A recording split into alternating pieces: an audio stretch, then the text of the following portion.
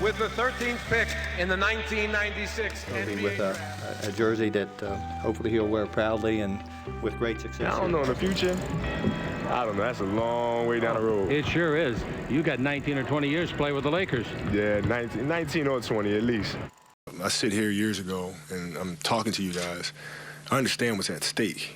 And it's not funny to me. It's not a game to me. You understand? It's very, very serious to me.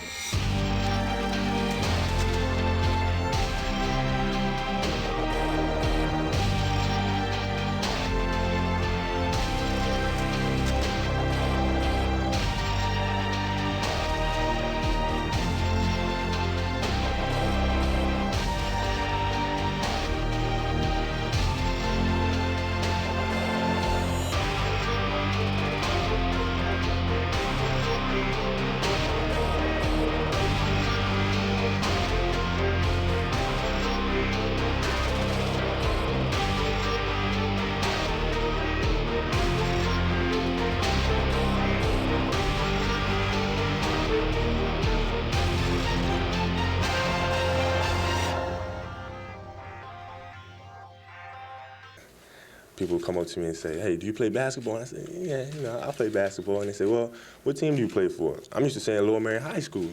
So I'm there, I'm like, well, I play for Lower Merion High. No, you know what? I'm a Los Angeles Laker. Good evening, everyone. I'm Jim Hill. Tonight, we're going to look back at the brilliant and prolific career of Kobe Bryant, who came to Los Angeles 20 years ago as a teenager and now ends his playing days as one of the most iconic sports figures in the city's history. Over those years, he's given us only the briefest of glimpses of who he really is. And now, as he's poised to walk away, everyone, it seems, has their own unique impression. It's kind of sad to see him go. 20 years at one team, which is unheard of, which is remarkable. You know, he did a lot for the game. You know, had a lot going on in his career. Definitely did it his way. Passed up his idol. Won 5 times. I just appreciate Kobe coming out every single night, Jim. He never cheated himself. He never cheated the fans. He never cheated NBA fans, and especially Laker Nation. He gave 150 to 200% every single night. He really is at peace with his decision, and I don't think he has really second-guessed himself. And I think the hardest part for him is to accept all the love that people have for him, and he's not used to that, but he's been so gracious and humble. From Lower Merion High School in Pennsylvania, welcome, please, Kobe Bryant! I think me, just as a fan, and speaking for fans across the country, we really appreciate this opportunity. Here's Bryant alone at the other end. Oh, he dunks it, and the crowd's gonna love it. It's the heart. It's the love of the game and the heart that you have. And it's what it's all about. You know, Kobe plays every time, like I said, every time that he steps on that court, he has a big heart. And I'm sure his heart grows every time that he steps on the court because he's that kind of player. Kobe will get it for the win. Got it! Did it! He is hard to believe. You know, there's certain players that you would pay to go and see, and he's one of those. Never anybody better than Kobe Bryant, not only with this team, but also in this league and his career and you know what he's done. I just love him to death. One of the biggest regrets that I've ever had in my life is that I couldn't coach him one time. I always had to try to game plan and stop him, you know. I would have loved to have seen his reaction if I ever yelled at him and disciplined him, but I know I probably wouldn't have never had to do that, but he's the best. On the run off the glass, did it! He did it again! Amazing! Kobe is just wanted for the Lakers. By the way, he knows he's going to be the oldest guy in the league next year. With the Golden State Warriors having the season they're having, with everybody in basketball, the stars we have in this league, the Lakers have been the #1 road draw in the NBA. So think about that. The Lakers are the worst team in Lakers history. There's never been a team this bad, yet they're the #1 road draw in the NBA. It's like that old Billy Joel line from the song Piano Man. I know that it's me they're coming to see. They're all coming to see Kobe. Lob underneath Kobe, and he slams it home with the alley-oop from JC. That's what they came to see.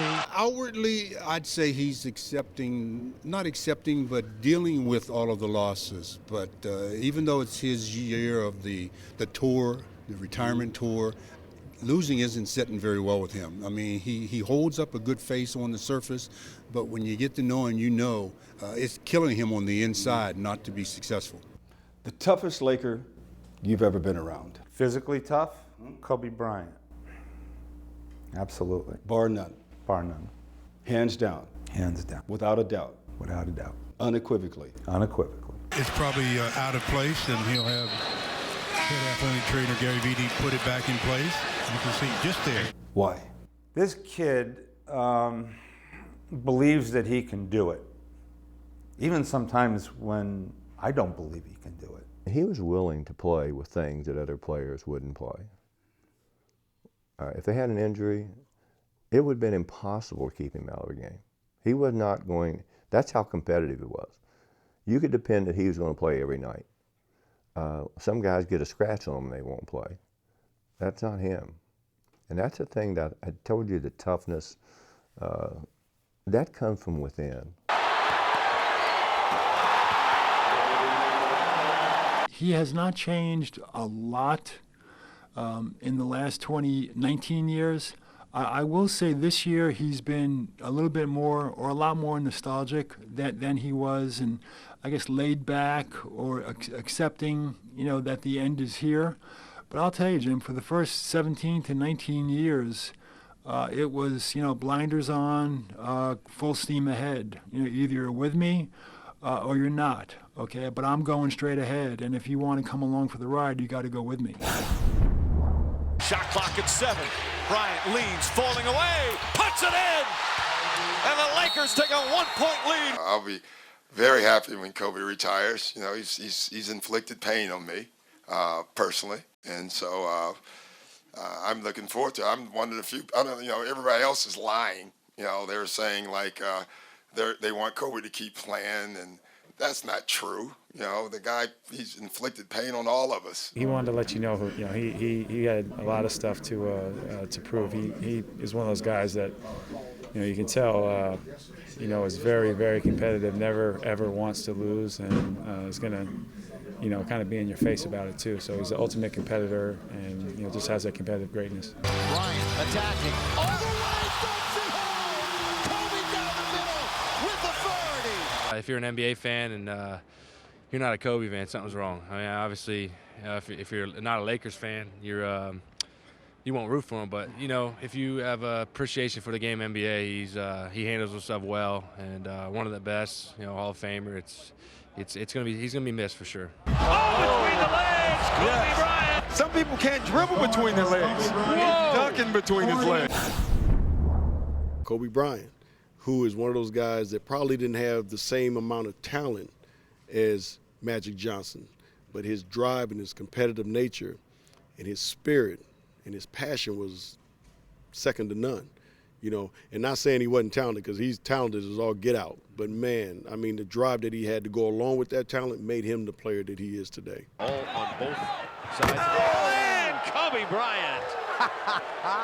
But if you watch Kobe, how hard he plays in maybe years they didn't win or games that weren't going this way, this guy obviously loves the game of basketball. He's mega talented, and he's from right around Philadelphia too, Jim. So that gives him another step up too.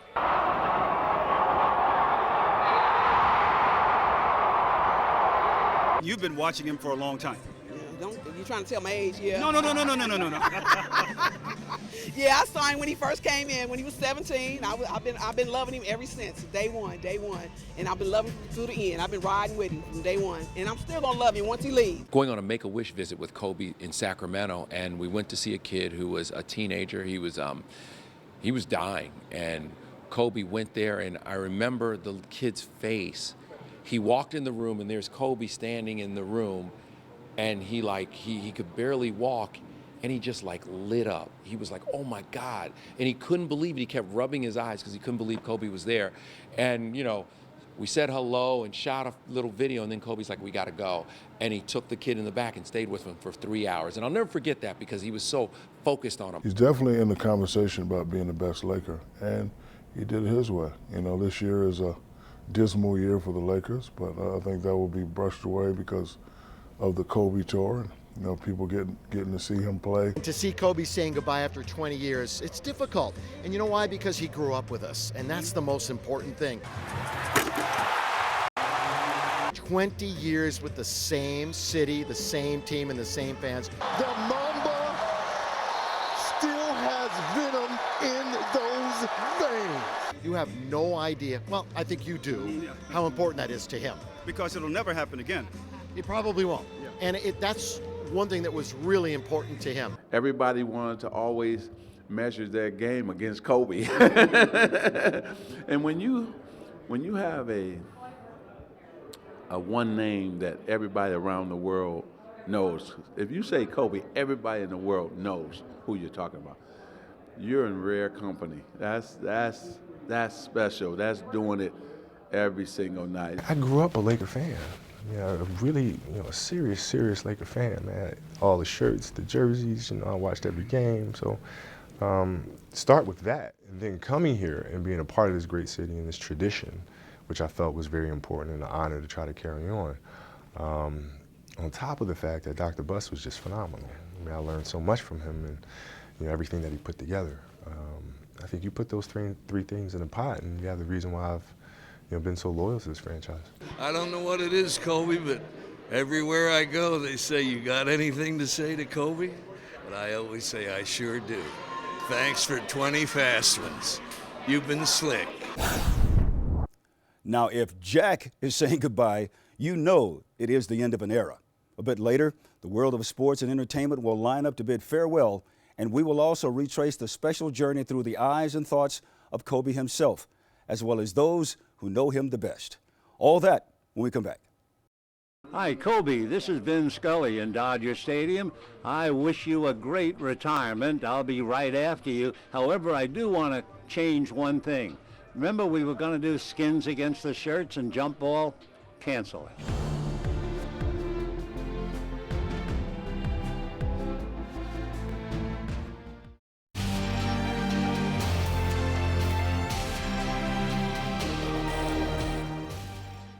When I was driving down today, I thought about the first time we met. You probably don't remember. Pyramid. Ooh, good memory. Yep. I was shooting Arliss. Jim Hill, meet Kobe Bryant, the youngest player in the NBA and the richest 17-year-old with the summer job. Nice to meet you. Welcome to L.A. But can I ask you a question? Me? Sure, go ahead. Is it true that you're spearheading the effort to move professional hockey out of Los Angeles? I remember that hot sweatsuit I had on. Don't you dare make me out to be the villain here. I will do everything in my power to keep hockey in Los Angeles. Benissimo. This city can't afford losing another franchise. Moltissimo. It's sometimes hard to imagine the soft-spoken Bryant and his alter ego, the on-court assassin, are indeed one and the same. His was not a game built in the traditional manner. In fact, nothing about Bryant's journey could ever be called routine. From the time he was a child, growing up as a foreign presence in Italy before returning to Philadelphia for his teenage years, Bryant anointed himself as a can't-miss prospect. The son of an NBA player, he learned the shorthand early and attacked the game with a relentless and motivated anger. He was drafted out of high school at 17 and was subsequently traded to the Lakers, a team still transitioning to the post-Showtime era, a brand of freewheeling and high-flying offense that Bryant had revered as a child. The first day I met him, we had a press conference at the Forum, and for whatever reason, my dad wasn't in town. We had lunch, and he's a kid, and the waiter came over to take his order, and Kobe asked him, "Do you speak Spanish?" And the waiter said, "Yes, I do." And Kobe says, "I'm going to learn Spanish." And I thought that was such an unusual goal for a 17-year-old kid. You'd think he's thinking about what car he's going to buy or, whatever. But, and sure enough, he speaks fluent Spanish. Unlike his new running mate, the lovable Shaquille O'Neal, Bryant arrived with a poised and smoldering solitude that belied his youth and kept teammates at a distance. He didn't talk or even seem to think like a teenager. except he was. He had something different about him that that I thought was unique. You could see this fierce, burning desire that he had to not only be great, but he had a competitive nature that you knew he was going to get better. I didn't think a lot of that play, tell you the truth. Those first few years were never easy. He could be reckless, trusting too much in the talent that had yet to be developed. When he was a rookie, we were at a practice in Detroit. We had a few days off. He was scrimmaging against the first team, and he was on the second team, and they lost both games. And he went on the other side of the court away from everybody, and I could see a little tear in the eye. He was that angry at losing a scrimmage. But that confidence, so rare in someone so young, never faltered, even at its lowest points. Pull up, shot on the way, no good. Bryant for three, it's short again, air ball, 7 seconds. Here's a three-pointer, air ball again. He was not afraid to do this. Now, he didn't shoot 1 air ball. He didn't shoot 2, he shot 3. And I'm not so sure anyone else on our team would have even taken those shots. But that's how confident he was. He's a different kind of animal. And I knew he was a different kind of animal in the Utah series when he took those 3 shots.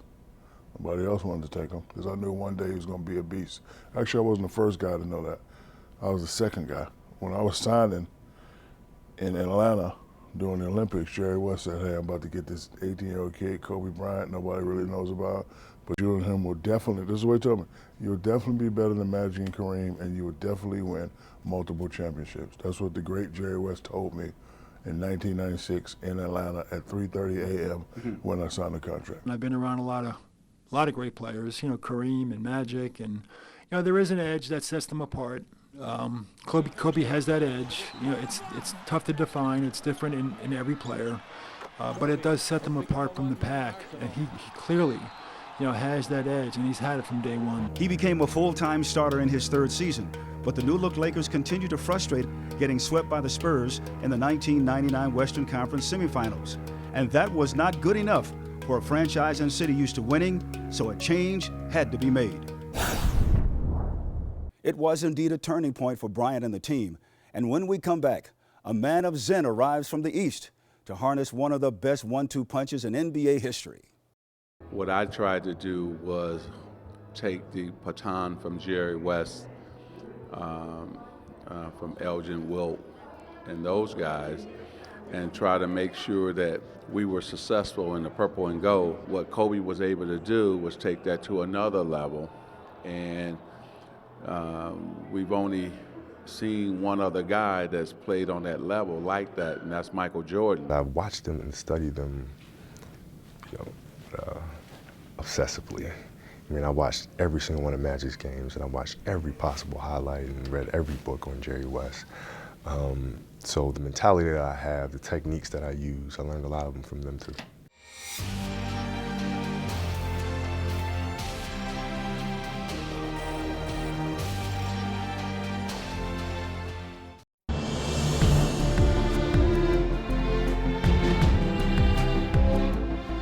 Kobe and I have had our issues over the years. I have no designs on trying to curry favors with players. I don't need to win their approval, or I don't need to be their friends, I should say, more or less. If it happens, it's great. In 1999, Kobe and the Lakers were really at a crossroads. You see, they were far too talented a team to keep coming up short in the playoffs. So Jerry West decided it was time to make one more major move. Of all the jobs that were sitting out there this year, this one is the one that piqued my interest. Phil Jackson arrived, sporting 6 championship rings and an ego every bit the equal of Bryant and O'Neal's. And they all understood one truth, that the time for excuses was over. Listen to this crowd! The Lakers are the world champions. When nothing less would do, the team responded, winning 3 straight championships behind the formidable tandem of the dominant O'Neal, the ever-emerging Bryant, and a hardcore supporting cast that rotated by the year. Outside of just the dynamics between myself and Shaq, it was like, LA was a team that was a Showtime team. It wasn't, built to win championships. That was more for the San Antonio Spurs. I've said this many times, if the general doesn't panic, troops never panic. You remember, like everybody, call the time out, Phil. He would always sit there. So even with Kobe and I, he would let us figure it out. Like all that stuff that was going on paper, he never said anything because his thing was, y'all figure it out. And obviously we did figure it out. You know, we had to prove ourselves that, yes, we have a lot of flash, or yes, we have a lot of personalities, but you know, we're the real deal. And so those championships meant a lot from that regard. The Big Two put their personal differences aside and bulldozed their opponents in a way even Magic and Kareem never had.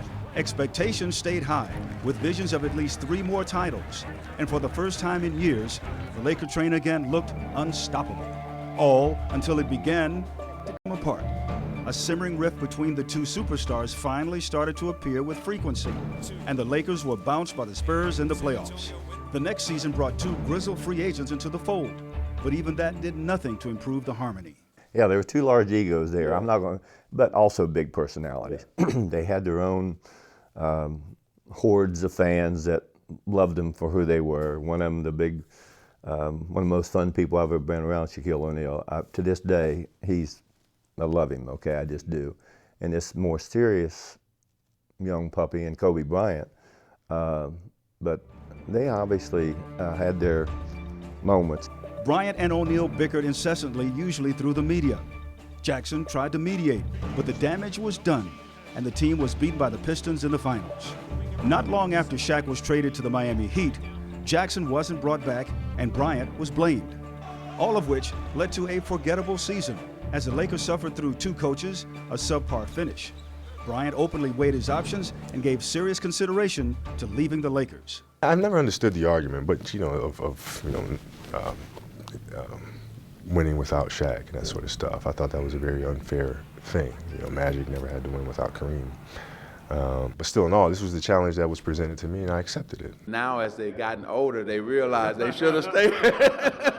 They should have stayed together, because you got the dominant big man, and then you got the dominant 2 guard, and that I tell you, Jim, they could have really either come close to Bill Russell in 11 championships, or been second to Bill Russell Celtics team, because they were so good together, and they had a great supporting cast too. So I wish I could have seen what would have happened with those 2 playing. Me and Kobe will always be the most enigmatic, controversial, dominant 1-2 big man to little man punch ever created in the history of the game. That's ever.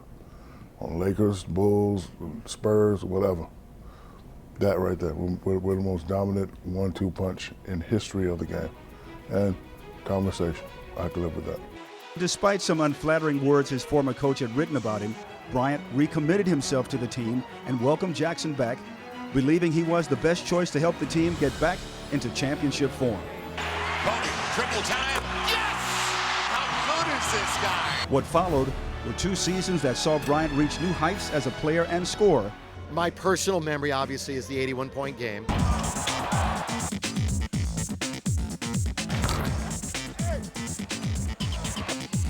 Kobe pulls up left for 3. It's good!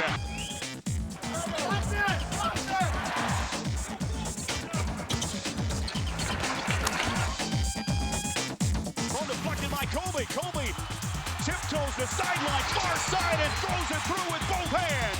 Kobe Bryant, 28 for 46 from the field. This would be 18 for 20 from the line, and an 81-point game. You know, those 81 points kind of snuck up on us. Kobe even says that himself. It wasn't like an onslaught of points right away out of the gate. You know, he had 20-something in the first half, but then all of a sudden, it just kept building and building, and we look up and, oh my gosh, it's 81 points. What a memory for all of us, and you know, how fortunate was I, but it's obviously one of the great memories of my life, but most importantly, it was about Kobe that night and what he did for everybody else. 81 points for all of us. 2007 brought Bryant over 20,000 points, the youngest player at that point to ever reach that perch, and later, his first and only MVP award. To be perfectly honest with you, I'm nervous right now. I really don't get nervous, but I'm nervous. You know, this is it's been one hell of a year. That season also brought the missing component of a new title run engine in a trade for versatile big man Pau Gasol, whose smooth touch and quiet demeanor served as a perfect court complement to the hard-charging, never-back-down Bryant. They would lose to the hated Celtics in the NBA Finals, but it served notice they were back and hungry. In 2009, they would not be stopped, blowing out the Magic in 5 games. The next year, in another fitting 7-game matchup against the Celtics, The Los Angeles Lakers have captured their second straight world championship. Kobe led the way to the team's 5th and final championship in the Phil Jackson era. Remember having a conversation with him when they lost the first series and championship series against the Celtics. I said, Kobe, it's going to be the hardest thing you ever will do in your life is to beat the Celtics. So after they won Game 7, and he came in and he was crying, emotional, he said, "You were right. I am physically so tired." Now, most thought that the team could win at least one more championship, though it wouldn't be the on-court chemistry that would derail those hopes. When we come back, Kobe Bryant prepares for his final battles.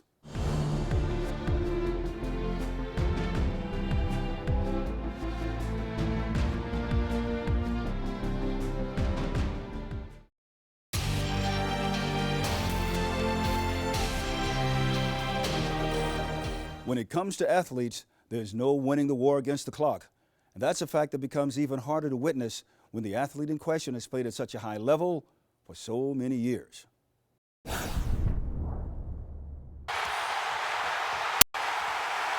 Absolutely nothing preyed on Kobe's psyche more than the idea of championships. And getting number 6, the same amount as Michael Jordan, and one more than Magic Johnson was a constant impetus. Though, regrettably, motivation and tenacity are no match for a failing frame, and Bryant had started to let him down. There was incessant pain in his knees and ankle, so debilitating he sought out controversial treatments overseas. Constant dislocations had rendered 3 of his fingers arthritic and crippled. Still, he gamely played on, taking the team on his back, even when it was obviously ill-advised. I understand as an athlete, you can't play a sport that you love forever. There's a finality to it, and I've known that since the age of 20. So I've been doing my due diligence. Double clutch. Comes up really short with it. He would admit the last 2 or 3 years were a struggle, but somehow he fought through it, persevered. The beginning of the end landed badly in the spring of 2013 when he tore his Achilles. Bryant again going to work, falls down. A devastating injury for any athlete, but career-threatening for someone who played the game as he did. He actually reached back and tried to pull his Achilles tendon back down. I don't know what he was thinking. He was going to, weld it together with his fingers or something. And then he got up and tried to walk or run on his heel to see if he could do it. And so I had to allow him to go through this, where I'm telling him, this is it, you're done. Okay, you're done. I said, but you can shoot these free throws if you want. Nobody would blame you if we took you off. He said, I'm shooting them. And he did. And he is hurting, but the Lakers down by 2, and they want him and need him at the free throw line. Got it. He walked up there and knocked down 2 free throws, and then walked off the court with a torn Achilles tendon on his own power, and I let him do it. And just to show people. He surprised many, except of course those who knew him when he returned to play the next December, though it would be short-lived as he broke his left knee 6 games into his return. Still, he wasn't finished, returning again in 2014. He surpassed his idol in Michael Jordan to place him 3rd on the all-time scoring list, but again would be shut down, this time to a rotator cuff tear that ended another season prematurely. Gary Vitti said, "You're the toughest SOB he's ever been around." And that's saying quite. That is saying a lot, because he's been around a lot. He's been around a lot of them, yeah. Yeah. Mm-hmm. Because he's seen you. He said, "You know what, Jim?" He said, "Kobe's paid the price from an injury standpoint." Yeah. Well, I mean, a lot of that comes from growing up and watching Magic and Kareem and James and all those guys, and what they put their body through and the injuries that they've played through. As a kid growing up watching this, it's like, okay, this is just how you're supposed to be. So, I'm a product of that. He's the ultimate competitor. much like myself, but his game was much like Michael's, and where he could just dominate a guy and a team like nobody else could. And this generation of NBA players are truly going to miss him, because that's why he's an icon. That's why everybody is showing him so much love and appreciation, because they know he paved the way. At the end of the day, Kobe Bryant-like players are players for decades. You don't see them very often. Finally at peace with his decision to retire, Kobe has enjoyed his last season in a way he never could have in the past. In a few moments, some of the biggest names in Los Angeles will take their chance to say goodbye. And when we come back, what really makes this man who he is, often misunderstood, but never apologetic.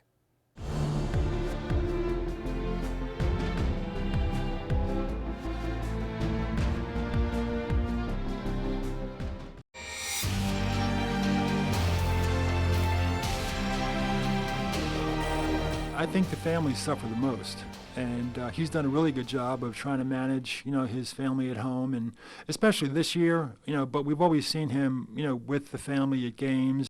But up until this year, really, it's been basically, he's been driven, by the game and what the game's meant to him, how the game defines him.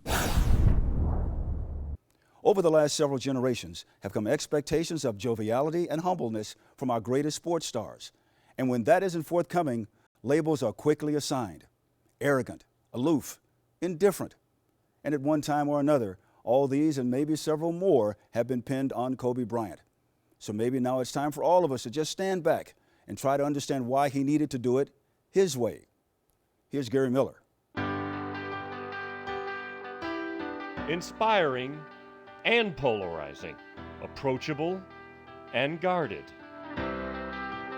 As his career closes, what gets lost in the image, the hype, the never-ending highlights and tributes, what has always gotten lost is that Kobe Bryant was a superior athletic specimen. The one-man arsenal. One who played most of his career at war with himself.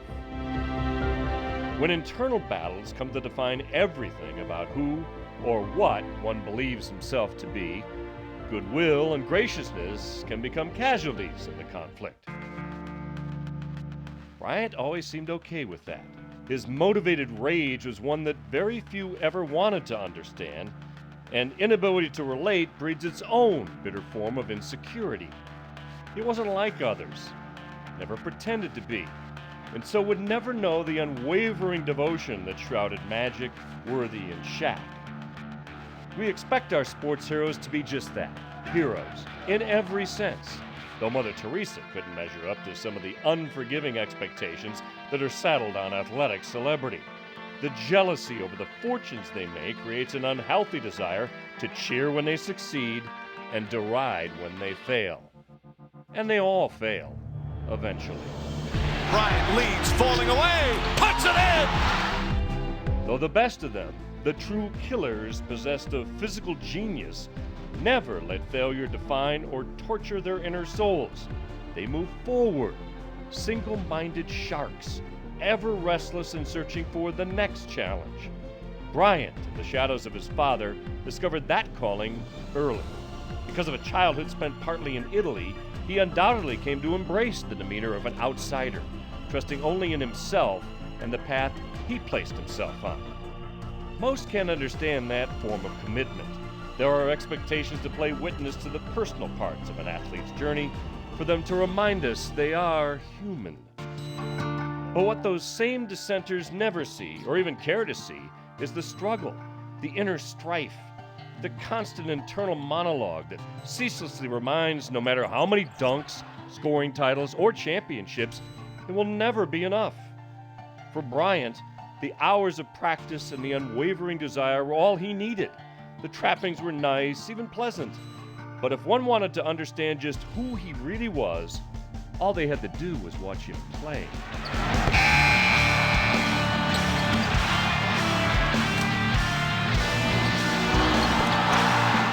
always at his most complete on the floor, where, for a few minutes, 3 to 4 nights a week, he could find sanctuary, possibly a bit of inner peace.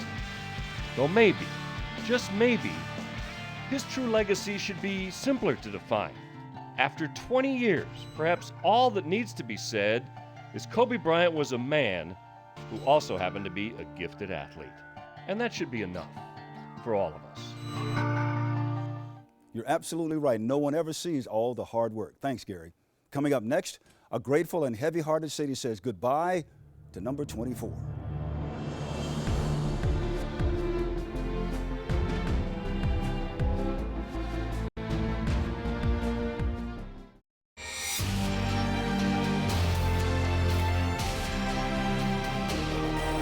Why do you think people are so crazy about you? Why is it that when you walk in the room, everybody stops? Guys go crazy. I mean, it's like you're the Pied Piper. You know, I think it just comes from growing up here. I mean, I came here when I was 17 years old, and I haven't gone anywhere. And you know, through the ups and downs, I continued to play hard and try to do everything I can to represent the city well and bring a championship back to this organization. And I think being here for 20 years and going through that like a family, and I think you have a very rare love in sports. You're one of the few people I know that can walk across the street and stop traffic. And you know what I mean. Well, I mean, it's just, I'm very fortunate. I mean, I've seen Los Angeles grow up as well. You know, when I first came out here and living in the Palisades in Santa Monica and Venice, I mean, they weren't what they are now. You know what I mean? And so I've seen the city grow up as well. Now, all will agree that Kobe Bryant's final season has been something of a revelation for him as much as anyone. And for the first time maybe in his life, he seems to be truly happy, which could explain why everyone is lining up to wish him well. Arrivederci, Kobe. I'll see you on the beach. Hey, I'm Clayton Kershaw with the Dodgers. Just wanted to wish Kobe a happy retirement and a fun last home game with the Lakers. Hey, Kevin Hart here, man, giving a big shout out to my guy, talking about the Mamba himself, Kobe Bryant, a.k.a. Bad Knees. That's right, I said it. What are you going to do about it, Kobe? Nothing. You can't catch me, not at this age. I'm faster than you, because I have good knees. It'll never be the same, Jim. It is one of those situations where every day I've walked into this building, and like you, I was here when it opened. Kobe has been the star of Laker games. Congratulations, Kobe. 20 years. Hey, Kobe, my man. We're going to miss you. Good luck. I know you pursue your life with passion and commitment like you always have. We love you, brother. At the beginning of the year, I was thinking, you know, something's going to happen where he's going to say, I changed my mind. Because he has spoiled me. He has spoiled all the Laker fans in Los Angeles and throughout the NBA world with all of his greatness. He's had incredible durability and incredible star power. And I've said for a couple of years now, when he's gone, when we know he finally walks out for good, this building will never be the same. This is Yasier Puig from the Los Dodgers. Now, I say congratulations to Kobe Bryant, to the grand career. In basketball, I say good luck, my brother. See you soon. Jerry West said, Irvin, I just seen the greatest workout I've ever seen in my life, and it's by an 18-year-old guy named Kobe Bryant. And I said, are you kidding? He said, no. And he was exactly right? And this man has put the Lakers on his back, on his shoulder for 20 years. He has thrilled us. He has been a guy that understood what it meant to be the best, and he never shied away from that. He was an incredible leader, and when you're the best, you have to lead as well as the best, and he did that off the charts. Hey Kobe, Pat Hayden here. Just wanted to congratulate you on an unbelievable, unreal career as a Los Angeles Laker. I've enjoyed many, many of your games and had great respect for the competitive passion you brought to the game, and it's just been a pleasure watching you. I wish you great success in your retirement. Well, it's been 20 years, and I've said before, my son was born the night of Kobe's first game. and now he's turning 20, and he's at the University of California, Santa Barbara. So, you know, you put it in terms of 20 years, and you think about someone being born and being in college, that's a long time. And yeah, when we drafted him, he was 17 years old, and now 20 years later, you know, we're at the end of it's just a spectacular career. Thank you just sums it all up. Thank you for being who you are. Thank you for being one of the greatest Lakers. Thank you for winning 3 championships in a row with me. Thank you for the battles, because only through battles in certain situations can you grow as a person and as a player. We've definitely grown. You know, we've talked since that. Every time I see his little babies, hey, Uncle Shaq, hello, beautiful Vanessa. That's real life. That's what it's all about. And we will always have these stories, good and bad, to reminisce on. And that's all you want. You changed the trajectory of a city. I've had a chance to work in sports and entertainment, and no one has transcended them for this amount of time like you have. And every big star in the world has come and sat courtside to see you play, to watch you work in your arena. And you turned this into a championship town. You've always put on a performance, your 81-point game, your 60-point game, your 65-point game. And I just want you to have this jersey and let you know how much I love you, coming from a fan that actually was able to give you a jersey in your rookie season and all in between. But this is the one that means the most to me, Kobe. So I hope you'll at least let me give it to you. And I love you very much, and thank you for 20 awesome years of being a Laker. People who are old enough, who remember when Magic retired, I'm sure they're having some of the same feelings. He is a once-in-a-generation star, and when he was here, you always had the feeling that anything could happen. In your face, Kobe. I love you, man. You know that. This all comes with nothing but fun, dude. I've supported you for years. I'm sad to see you go, but you're going on to do bigger and better things. It's time to start playing in those weird basketball leagues and churches. Good luck with that, Kobe. Nothing but well-deserved respect. And I'll have a few final thoughts when we come back.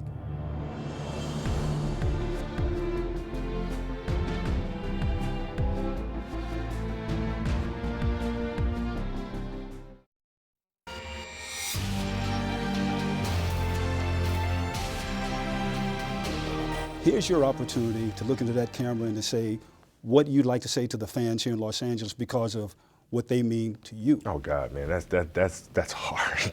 That's so much to say. I just thank you all for staying with me and for watching me grow up, for being there to support me through the ups and through the downs, and all the celebrations that we've had, and you know, it's very hard to put into words the amount of love that I feel for the city of Los Angeles and all the Laker fans.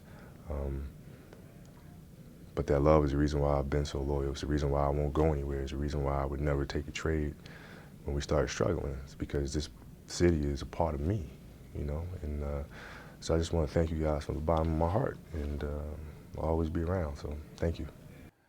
One of the great joys I have as a sportscaster is watching our young people grow and mature into great athletes, but more importantly, responsible citizens that give back to the community. That is Kobe Bryant. The one and only Muhammad Ali once said, "The man who has no imagination stands still, and he cannot fly." Well, for the last 20 years, Kobe has been flying over the NBA like no one ever has or maybe ever will. Thank you so much for being part of our very special tribute to the incredible career of one Kobe Bryant.